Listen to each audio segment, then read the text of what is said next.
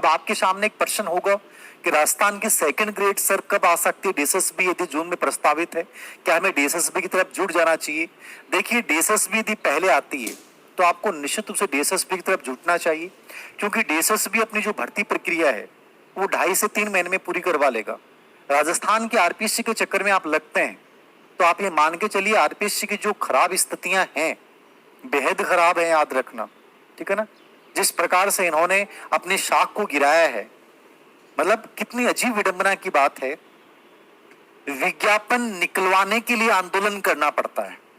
सोचिए, मैं कई बार कहता हूं, लोग कहते हैं सर युवा अपनी ऊर्जा कहां खर्च करे, तो युवा का उद्देश्य क्या है? वो अपनी पूरी ऊर्जा भारत के भविष्य निर्माण में खर्च करे, वो अपने कैरियर निर्माण में खर्च करे, वो एक रूम में बैठकर और अपनी पढ़ाई पे पूरा जोर लगाए, हर चीज को भूल जाए। मैं बहुत कहता हूं कि प्यार मत करो, मीडियम में मत जाओ, टेलीविजन मत देखो, जिंदगी में कोई काम नहीं आएगा, सिर्फ और सिर्फ अपनी ऊर्जा पढ़ाई पे खर्च करो। लेकिन यार क्या बात कह रहे हो आप, कहां से पढ़ाई पे खर्च करे बेचारा? वैकेंसी नहीं आ रही है, वैकेंसी निकलवाने के लिए आंदोलन करो, वैकेंसी निकलवाने के लिए विज्ञापन दो, वैकेंसी निकलवाने के लिए बेरोजगार नेताओं के पास जा जा के कहो कि भाई साहब प्लीज यार करो ना, करो ना। यार हमारा काम यही रह गया क्या कि वैकेंसी निकलवाने के लिए आंदोलन करो? वैकेंसी निकल गई तो परीक्षा की डेट नहीं आती है, फिर कहते हैं भाई साहब कोशिश करो ना यार, एग्जाम कैलेंडर आ जाए। एग्जाम कैलेंडर जारी करवाने के लिए आंदोलन करना पड़ता है, परीक्षा की डेट निर्धारित करने के लिए आंदोलन करना पड़ता है, परमिशन लेटर जारी करने के लिए आंदोलन करना पड़ता है। परमिशन लेटर जारी हो गए, उसके बाद उसमें जो दुनिया भर की गलतियां आती हैं उनको सही करवाने के लिए धरना देना पड़ता है, तब जाके वो गलतियां सही होती हैं, ठीक है।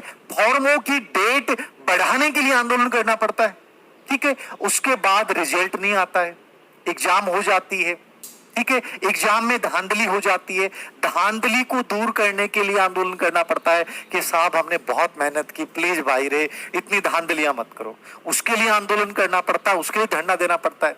फिर उसको भूल जाते हैं बच्चे बेचारे, अरे बोले धांधली हो गई जेकी हो गई, अरे कम से कम आंसर की तो जारी कर दो। फिर आंसर की के लिए आंदोलन करना पड़ता है, बेरोजगार नेताओं के पास जाना पड़ता है और पता नहीं क्या क्या करना पड़ता है, ट्विटर पे अभियान चलाना पड़ता है, फिर आंसर की जारी होती है। आंसर की में इतनी गलतियां आती हैं कि बच्चे बेचारे फिर जो है वो टीचर्स के पीछे भागते हैं, साहब प्रूफ दो, प्रूफ दो, प्रूफ के लिए आंदोलन करना पड़ता है। फिर दुनिया भर के पैसे खर्च करके आंसर की के विरुद्ध आपत्ति लगाते हैं, फिर कहते हैं साहब सेकंड आंसर की जारी करो, तो सेकंड आंसर की जारी करने के लिए आंदोलन करना पड़ता है। फिर सेकंड आंसर की जारी होने के बाद वो भूल जाते हैं, फिर कहते हैं भाई जी बहुत महीना हो गया, 3 महीना होगा आंसर की जारी हुआ, रिजल्ट भी निकाल दो। धांधली हुई तो जकी हुई, रिजल्ट तो निकालो। फिर रिजल्ट निकलवाने के लिए आंदोलन करना पड़ता है, और रिजल्ट में आधा टापरा का रोल नंबर कौन ला देंगे, हमारा आंसर की नंबर तो ज्यादा आया, अब रोल नंबर कौन ला दिया, बया दिन सेवा चयन बोर्ड आरपीएससी का धरनो दिया हांडे।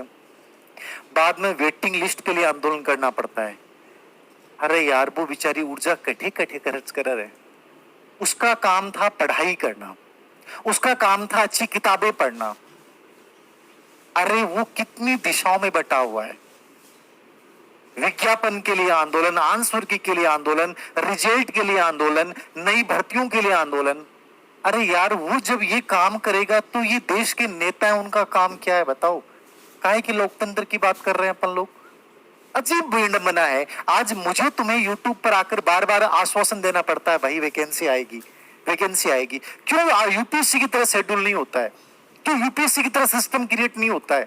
क्यों यूपीएससी की तरह एक निर्धारित टाइम पे सब चीजें क्यों नहीं होती हैं? क्यों यूपीएससी की तरह इनके पेपर सेटर अच्छे होते हैं? बकवास पेपर सेटर, इनको आंसर की जारी करनी नहीं आती है। इससे ज्यादा सिस्टम इतना खराब हो रखा है।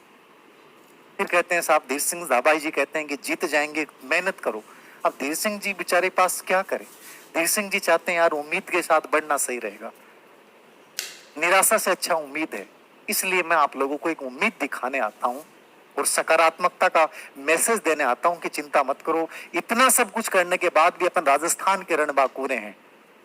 ये सब चीजें करने के बाद भी हम पढ़ेंगे और पढ़ के हम अच्छी पोस्टों पे जाएंगे, यही मैं तुम लोगों को एक विश्वास जता सकता हूं, ठीक है। तो